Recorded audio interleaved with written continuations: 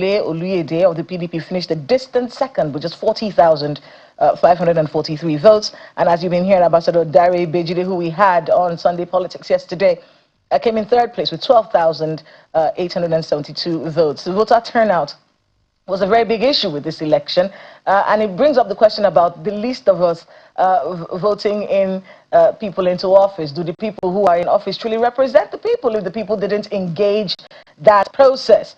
Well, joining us to talk about how they feel about these elections, the legal practitioner and chieftain of the ADC, Barrister Kalu. Kalu is with us in the studio. Good morning, Barrister.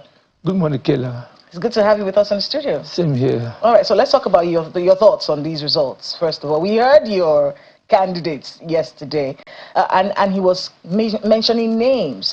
His major allegation was vote buying. Talk to us a bit about how the party is responding to this situation. Kayla, all until we have a very strong institution, we won't get our elections right. Strong institutions like INEC that is saddled with the responsibility of conducting election. The security agencies who are known today as an appendage to the ruling party, the APC. You can't see, if you saw what happened in Ekiti on Saturday, before the security agencies, where the members of the APC were buying votes, and they did nothing. Absolutely nothing.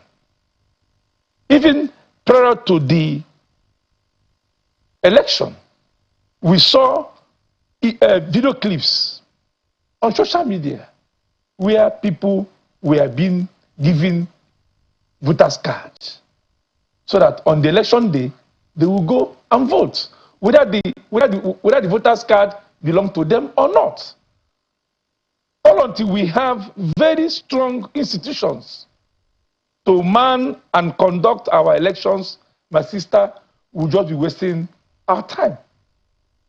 And I can assure you, in 2027 general election, Nigerians will rise against these institutions. I can tell you that for free. You know why I'm telling you this for free?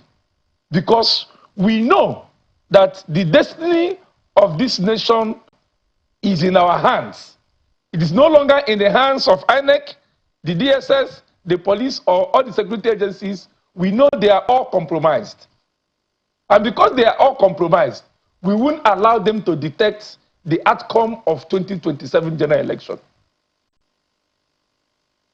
Let me just give you a background information. Because of the massive rigging that APC is known for, that is why you see all these governors moving into APC, so that the APC structure will help them rig election in 2027.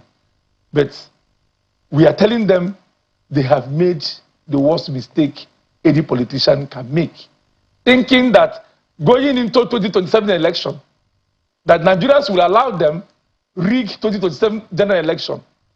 Once the campaign date starts, we are going to come up with a hashtag, rig and die in Nigeria. We are coming up with a hashtag, rig and die in Nigeria. Whether you are a professor, that you are coming to conduct the election and declare results that do not reflect the wishes of the people in the area you are declaring the results, as a professor or as somebody from the academia, we will tell you, you rig and you die. Because how would they die? You will kill them. Nigerians will go after them. Because it's a crime already, it's a crime. You're asking Nigerians to kill people? No, we're not asking Nigerians to kill people. You said Nigerians will come after them. We're saying, if you rig election in 2027, we're coming up with a hashtag. Remember, sister, you see, Why it appears... I need you to explain the hashtag. I will explain it to you. Rig and die. How? Yes, if you rig election, you die. How? The way you're going to die, we don't know, but you will die. You're going to kill them? We're not going to kill them, but if you rig election, I'm speaking on the national television because it has become a bane to our democracy. You cannot be calling people to die, to kill others. No.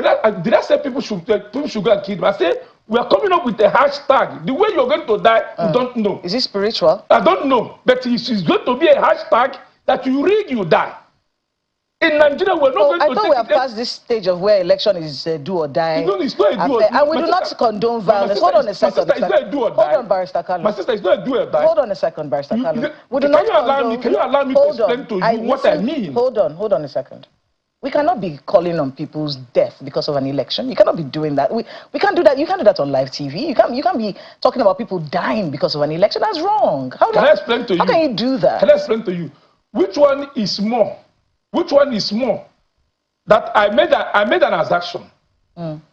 Which one is more? Is it the person that has already made up his mind to go out on election day with a mindset of I'm going to rig this election, and just a mere pronouncement that if it is your intention to go out on election day on an exercise that defines the welfare of a people, right, of over 200 million people. Yes. You're going in on election day with a mindset that I am going to disrupt the entire process. I am going to rig the entire process. I will make sure that the wishes of the people will not be pronounced.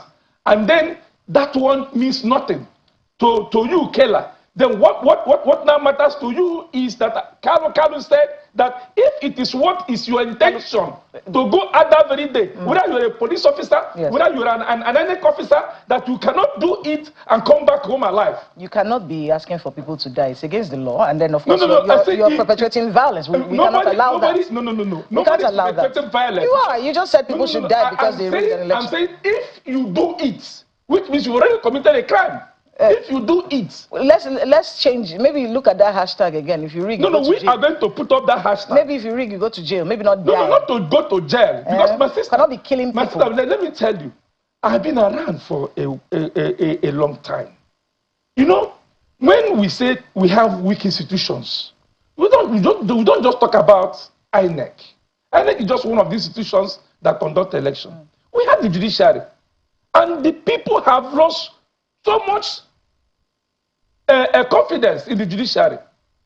You will see now. Every year, every election year, we say, how can we make sure that there will be no rigging in the election? At the end of the day, you will now come out. Everybody will come and say, even your channels will report massive rigging, massive vote buying, and all that. You will even see INEC result sheets, highly doctored, highly manipulated, and at the end of the day, the perpetrators of those acts are left free to be walking around the streets of Nigeria without any consequence.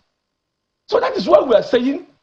I think the off-season election, probably by next month or in August, Osun will have their own off-season election. Yeah. And I know that it's going to be a tough one in Osun State. It's not going to be easy for the ruling party in Osun State. Let's talk about how.